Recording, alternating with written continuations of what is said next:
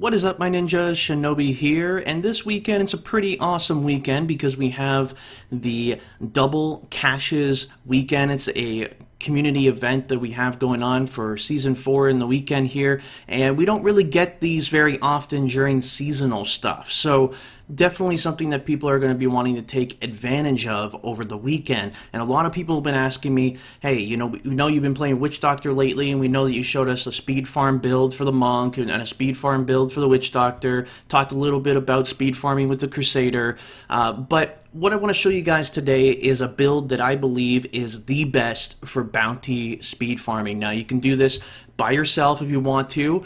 You can do this in a group if you want to. And it's pretty much just set up strictly for being efficient with farming those bounties. Now, we talked about this build a little bit.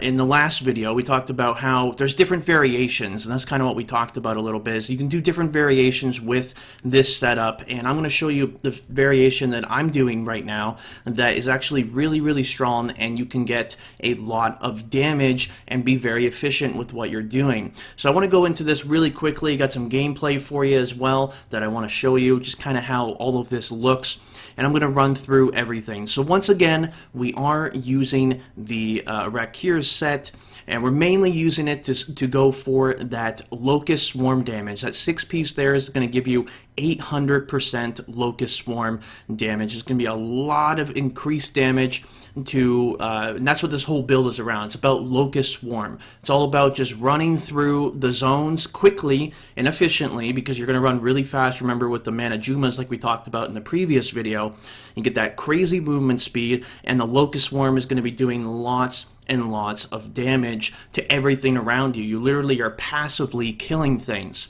Now, a build like this is most likely going to be the best for, if you say you're in a group with some people and they say, hey,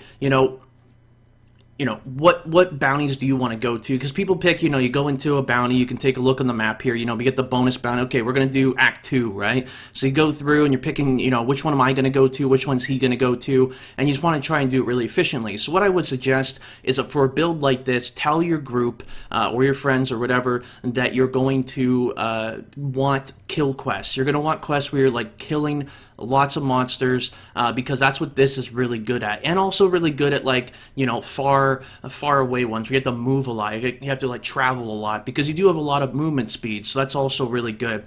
But as far as like boss kills and stuff like that, you can still do it pretty quickly, don't get me wrong, but it's more especially towards just doing bounties really quickly. The majority of bounties, because majority of them are kill quests. Go here, kill this. Go there, kill that. And that's pretty much it. So you see we have Magda right here. We have the Guardian Spirits. We have a few different examples here. So you have this one here where you got to kill the Serpent guy, and take a look, and you see that you have to kill 150 guys. That's quite a bit of stuff that you have to kill. But because of a spec like this, I'll show you just kind of the impact that you can have in an area like this. So what we're going to do is we're going to make sure we build up our Soul Harvest so we can get some movement speed and increase the damage from our Locust Swarm. Now I'm going to break down the gear for you guys in just a little bit here, but I just want to show you kind of what this looks like. So first off, we're going to kill this just to get this out of the way. Alright, so that went down pretty quick. Now, if you're in a group, it's going to be a little slower, because remember, they have more health, the monsters, because you're in a group and you're split farming these bounties. So you're going through and you're just going to literally just aggro close to things. See how things are just dying. You're just running by them and things are just dying. Plain and simple, just dying. If your gear isn't quite as good and you're not able to do it as efficiently as I can do it, I mean, you don't need the best gear in the world for something like this. But you can see, like, this is just going by nice and quick, and all I'm doing is just running through, very easy, because if you're going to do a spec this weekend while you're doing these bounties like crazy, you're going to want something that's fast and easy and efficient. You don't want to be, having to constantly spam things, things like that. So, that's pretty much, and you can come out of your form every once in a while, come out of the chicken and activate your focus and restraint to get a little bit more burst damage out of everything.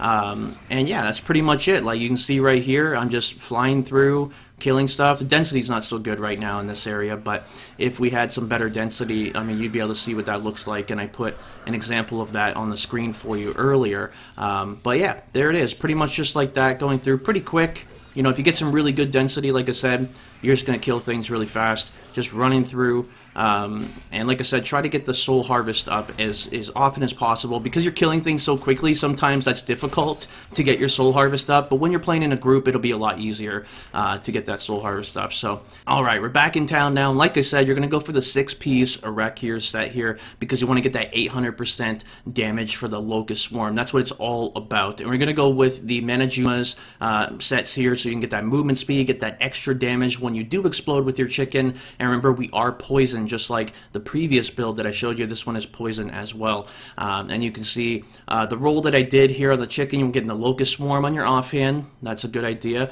to get that. You get an extra damage. I got Locust Swarm on my shoulders, Locust Swarm on my chest piece. And you just want to increase your damage as much as possible. So using things like Witching Hour, you can use like Harrington's Waist Guard if you really want to, run around and click, objects and stuff. I just find it's a lot easier just to have Witching Hour. You don't need a lot of survivability. And like I said, go with Focus and Restraint. Using similar gem setup, you can switch up the gems if you want to. Bane the Powerful is 100% the one you definitely should be using. Bane the Trap's also really good as well. Some people have been testing like Zay's Stone of Vengeance. That's maybe something you can do, because you get a little bit of range. But remember, you don't want to be too far away from the monsters, because Blizzard changed, it was a few months, it was about probably 6 months ago or something like that. Blizzard changed it where you, if you get too far away, when you have some dots on monsters, if you get too far away from them, so let's say you're running by them and you get too far away from them before they die, the dot will actually disappear on them. So, keep that in, you don't want to be going too fast. You want to be like making sure, that's why you saw me running around in circles sometimes or whatever, just making sure that I really, get that damage off on them. Definitely going with the int gems here, just trying to get your damage up higher, using the Coils of the First Spider, mainly just for fire bats, because we do have some fire bat damage on your boots. You're not going to be able to get Locust Swarm there, so fire bats is also going to get increased by a lot, so it's going to help you with single target a little bit, give you a little bit of healing, a little bit of survivability, and then just going with a Hellfire Amulet if you have it. You don't really have to have it, but it's going to help you, and then, yeah, that's pretty much it right there. Now, the gem and the helmet, if you need some more health, go for the health. If you need maybe some cooldown, which you don't really need cooldown for this, you can go for that. If you want to get some more XP, might be a good idea, even though you're not going to get a lot of XP farming bounties. That's why I'm going with this gem right here, but it is something you can do if you want to go with the XP there. There's all my stats here. You can see that I have, poison damage, 40%, Locust Swarm. Just try to get the best rolls that you can, get your crit chance, crit damage up as high as you can. You don't need attack speed whatsoever. You just need crit chance, crit damage, and just kind of increase your damage as much as you can. Life regen, life per second, and life after kill is going to be something that's very helpful for you. You don't really care for life on hit because you have something like this. So you don't really need anything too crazy. You're mainly going to be doing Torment 7. Torment 7 is what a lot of people like to do for bounties. It's just really efficient. You just fly through. That's pretty much all this is for. So, but it's going to be really good this whole weekend for you guys. Let's go ahead and take a look at the rest of the stuff. So taking a look at the build here, we have Corpse Spiders, Blazing Spiders, as I showed you in the previous build. This time we're going to be doing Fire Bats with Plague Bats instead of the Vampire Bats. I did Vampire Bats before because you just wanted it for survivability and to heal yourself up, but now with Plague Bats, you want that extra damage, because sometimes you are going to use it for single target. So, going with the poison there. Spirit Walk with Jaunt, just to get the longer duration on that. Sometimes you may need that. Soul Harvest, Soul to Waste. Now you can go with the movement speed here, or you can go with something like Languish if you feel like you need to be a little more tanky, if maybe your gear's not that good, or something like that. That'll help you out quite a bit. You can even go with the heal if you want to, but, totally up to you. Hex, Angry Chicken, you obviously want to go with that because of the weapon, and it's poison, that's great. And then you have Locust Swarm, Pestilence. So you choose the rune of your Locust Swarm. You're not really going to be applying Locust Swarm. I'll show you why in just a second, but you do want to get Pestilence because it's going to spread really well. It's just better than any of the other options. You want it to spread as much as possible. Now the passives, Confidence Ritual is nice. When you get close to stuff, you're going to be doing additional damage to things. Gruesome Feast, you want to pick up some health globes along the way because, you want to max your damage out. The higher your sheet damage is, the higher your effective DPS is, you're going to do more ticks, higher ticks on your Locust Swarm. Creeping Death, your Haunt, Locust Swarm, and damage application for Piranhas lasts almost forever. So it does last almost forever, but if you go out of range, remember, you're going to run into some problems. So not necessarily 100% something you need to have. If you did have, say, Belt of Transcendence instead of Witching Hour, then a good idea would be go for Fierce Loyalty to get some additional movement speed. You can even go with Swampland Attunement for some protection, or, that's pretty much it, I would say, out of everything. But yeah, if you had someone ask me in the previous video, now, if you don't have a Hellfire Amulet, what are the essential ones? I would say Pierce the Veil, Confidence Ritual, Grave Injustice, and probably Gruesome Feast. Those are probably the essential ones for you there. And then taking a look at the cube items here, we have Wormwood, because Wormwood is going to constantly spread those around you. That's why you do still want to get Locust Swarm, because you want to choose the rune that you get, and then it's going to spread that around you. And then you get Quetzalcoatl here, because Locust Swarm and Haunt now deal your damage at half the normal duration. So it's effectively doubling your damage by having this on, because it's really important. You want to run through stuff and you want it to die by the time you run by it. You don't want to have to sit there and wait, because that's not efficient. And then you have Convention of Elements. When you roll over to poison, you're going to be doing crazy damage, and that's pretty much it right there.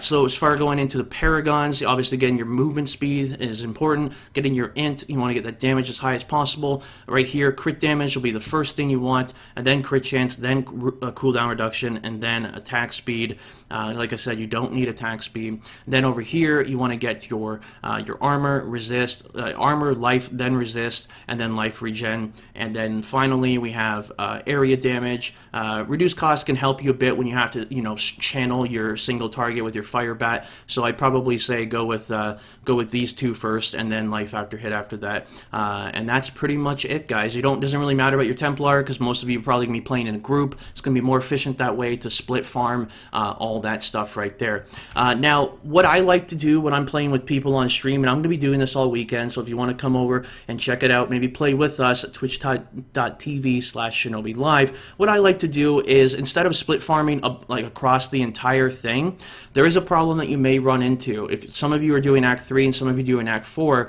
and this is the bonus here, and you wait till the very end to turn it in, you can screw up your bonus caches, because the whole thing is going to get screwed up there. So keep an eye out for that, because sometimes you turn in your Act 3 and Act 4 in the same location. That's something I think Blizzard needs to change, but you can get around that just simply by doing each act individually. You have 4 people, you take 4 people, you go do everything, and then the person that finishes first runs to the boss, and then you finish the boss, and then boom, go turn the cache in, go to the next one, rinse and repeat. Do that over and over and over again. And that's pretty much it, guys. One last tip that I could give you maybe is, if you don't have, say, a lot of friends that you plan on playing with, you do like to play solo, keep an eye out for people in your community and in your clan. What they'll do is they'll say, hey, I have a bunch of caches that I want to turn in. I'm inviting people. Keep an eye out for that. That'll help you out as well. And I hope all of these tips helped you out in this video. If they did, hit subscribe, like, comment, all that kind of stuff. And I'd love to see you in my next video or on my next live stream. Till then, guys, my name is Shinobi,